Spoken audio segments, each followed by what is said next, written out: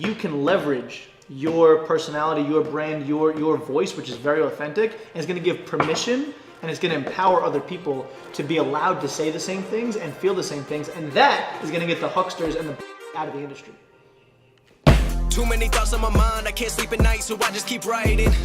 I don't need no help, I don't need opinions, so don't wait. The first regular sparring round, I spent a lot of time standing still, waiting. Yeah. Waiting, but you're still waiting for me, right? Exactly. So if I'm gonna be the reckless taller fighter, it's a different game plan, right? You're gonna cover up, pick shots, move, don't brawl so much. If I'm gonna be the patient taller fighter, you're gonna be the pesky mosquito. Like bam, bam, bam, bam. I know it just annoy me. Every time I jab, annoy me, right? Yeah. And then I gave you like 7 or 8 chances where I crowded you, and you just were like 1, 2, and you wanted to get out of there. That's your chance. Right. Right. When I overextend, or you gotta go to the body, bring my elbow down, go over the top, get away, side kick. Just don't let me dictate the pace. Like I'll try to lull you into a, right? I'm trying to bring you down, and you'll play into it. And I do it. And then when I get jittery, you get jittery. You got to be in control. Okay. Right? It's all here.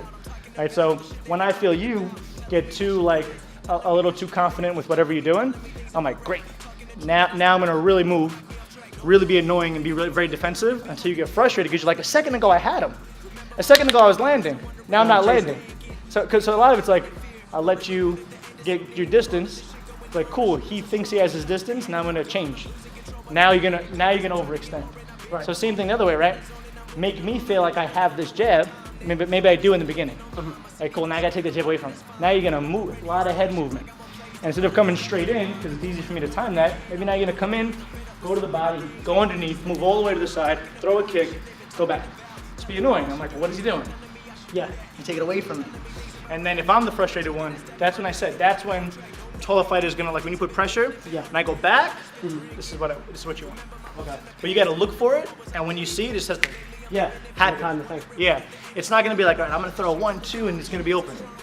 You don't know it's gonna be open. Right. You just have to throw it when you see it. Yeah. That's why I can't be so measured and so precise and so textbook. The one thing I do, and you're not doing it just yet, I want you to start thinking about is whatever I land, I fake a moment later and do something else.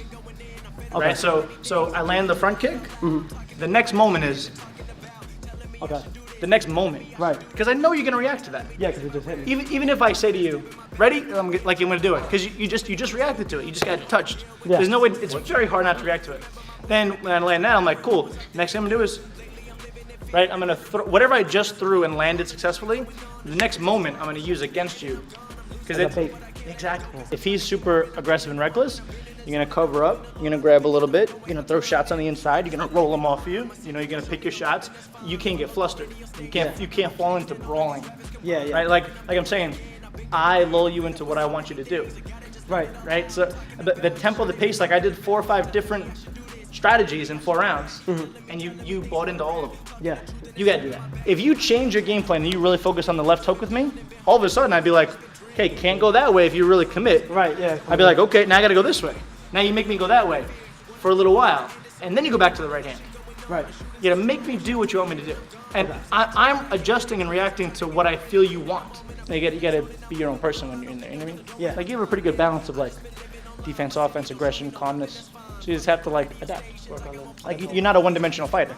Right. Which is good. I've been going in, I'm fed up with so many things, I gotta just let it all out. I'm talking about the So shit I'll tell you a little bit about like my philosophy and like how I view building teams. I like to actually overstaff at all my locations because at any given point, someone might be out sick, they might go on vacation, they might, decide they want to have kids, they might get injured. Like a million things might happen. So I always, like I said, I want everyone to be happy, comfortable, and I'm always focused on having like little to no pressure on anybody. And as you can imagine, you've been there a couple times, but it's a lot of work to do, especially for a couple people. So Megan and Aaron, they do an amazing job on the full-time capacity. So the more really strong part-time team members that I can train and have ready for them, it alleviates the pressure and the stress, for them. If they need to take a day off, they get sick, they got family stuff to do. Like, just got engaged, probably 2 months ago she got engaged. So she'll be planning a wedding. Like, there's a lot of stuff to do. Right, So, exactly. really the reason people choose our gym is because it's not just a 24-hour like Blink Fitness where you just show up, do your workout by yourself, and go home. It's a community. It's a family. Like it's a tribe of people. Right. And that's what most people. And honestly, you're actually not really our demographic necessarily for most people that join the gym. Most people that join the gym do not know how to work out on their own. They do not have the motivation by themselves. They need the helping hand. They need the encouragement. And so, Right. So if you're passionate about fitness and helping others, like, it just makes sense. That's why my instinct's usually pretty good with people, and that's why I chat with you, and then you're like, oh, nursing? I'm like, yep, there it is. Like, you have that DNA, like, that you want to help, and you want to make a difference. Exactly. So I don't like to micromanage. I like to impart the concepts and values and make sure that they align with that person. And then you follow the systems, of course, and there's checklists, and you got to do things like task-oriented. But really, I want people that know, okay, in a situation where someone is maybe negative or maybe they doubt themselves, maybe they're insecure, how can I help them best? And my North Star is Right. always, how do we provide the most value, help the most people, do the most good? I want my teams to do that. And then if it becomes a conflict with like the actual technical part of it, then we'll figure it out. You know what I mean? Like the North Star is always do good because it's the right thing to do. And so I try to really empower everybody to think that way. I'm living in fear. Okay, perfect. All right, cool. All right, see you soon. All right, thank you so much. You're welcome. Bye-bye. Radio stations, I got more plays than all of these rappers combined. I'm going again. I've been going in. I'm fed up with so many things. But what's nice about the state of like social media and that, like, there can be more hucksters nowadays, but there's also more transparency. You can get to the bottom of what someone's about a lot faster. Like if they're saying something, you can quickly find footage of their classes. Yeah. Pretty quick. Yeah. You know what I mean? So there's more transparency with the technology, even though the technology allows you. But this is the thing too. When the blind teach the blind, the man with one eye is king, right? So you have people. Can I turn off for 1 second? Listen. So this is Jason, right? Oh, Jason, what's going on, So he's Jason? filming a lot of stuff for us. He's also films my daily vlog. You have to do a daily vlog. You need him. You need a Jason. Johnny, listen, like I'm not gonna speak to you again unless you get somebody that does this. I'm not kidding. About telling me I should do this. I said to my son yesterday. I said you have to become, because he got these quick rich schemes, right? And I said to him, You know my dad?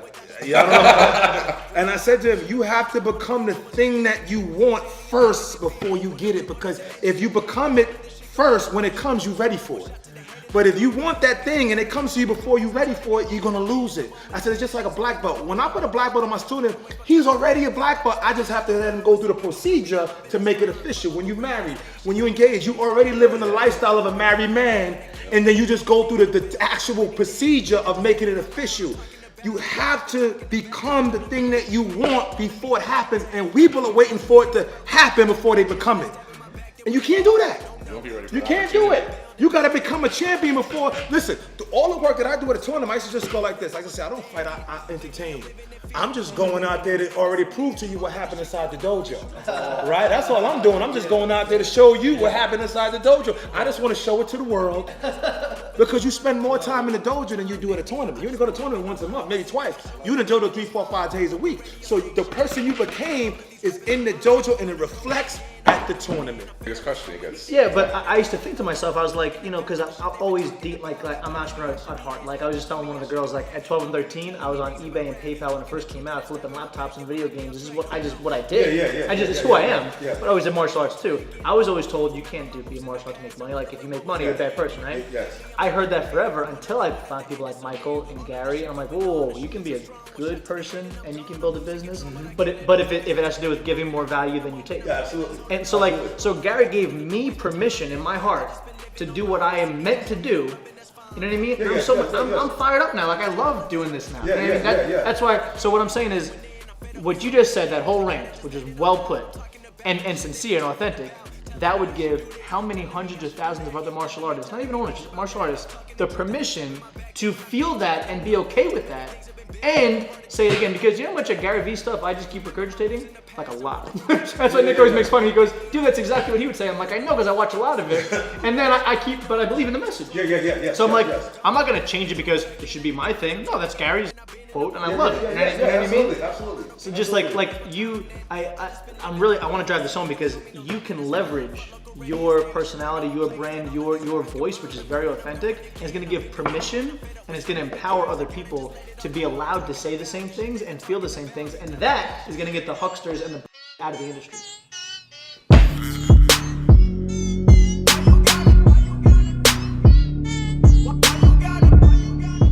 was just a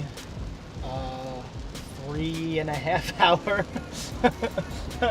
roundtable discussion on just, issues that martial arts schools and gym owners have, the mindset that they struggle with, the reasons they seem to fail every back to school season, and the reasons you can succeed in the back to school season. I think some of the core nuggets were that everything starts with the owner. If the owner is a worrier, if the owner is always in a scarcity mindset, stressed out, complaining, like they're just not going to win no matter what technique we give them. Everything starts with the ability to focus and have single-minded focus and aggressively pursue that thing. So we talked about that in detail. Nick had some really awesome points as to how a business owner should be thinking. Jody Tension, who's just the most entertaining person on the planet, had some really amazing stories that really drove home that as well. Yeah, I mean, I'm excited that we're gonna have some really good content for that community, and that's it. So that was 3.5 hours of that. Now we're gonna drive to Wantagh. We're gonna go meet with my ILKB partners, talk some strategy and how we can get that gym more successful and kind of troubleshoot some struggles that we've had. Then we're going to go meet back up with Mike, film probably 3 mini courses for this back to school bundle thing. So now we definitely have more direction as to where we want to go with the back to school bundle. We'll do that, then we'll head home, and then up early for the mastermind meeting tomorrow morning. So good stuff. Oh, and then I have probably, I think, 6 different resumes to look at for new instructors that I just got as we were sitting there. I haven't had a chance to look at them. And one submission video for the girl we spoke to earlier, who I'm very excited about. I think she's going to be a great fit. Just entrepreneurial life. Jason. People are just, they're headline reading Gary as opposed to really, really diving deep. I've been crafting what I want to say when I ask a question at the mastermind when he's there. There's going to be like 100 people, that's it. I mean, it's going to be a smaller room. Well, I mean, big room, but small audience. I definitely want to bring up the point. Hopefully I'll say this and I'll remember this if you put this or edit it. Yeah.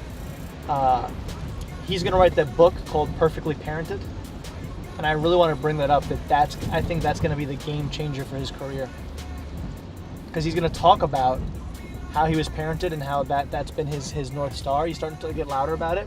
But people are going to really be like, dude, what do you know? Because you're the whatever guy. You can't talk about parenting. But I think that's going to be the one that really catapults him to the next level of like influencer.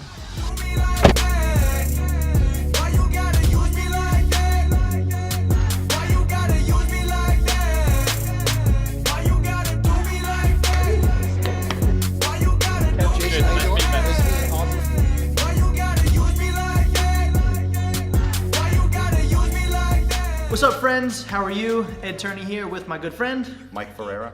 So we're gonna talk briefly about what this course is gonna be.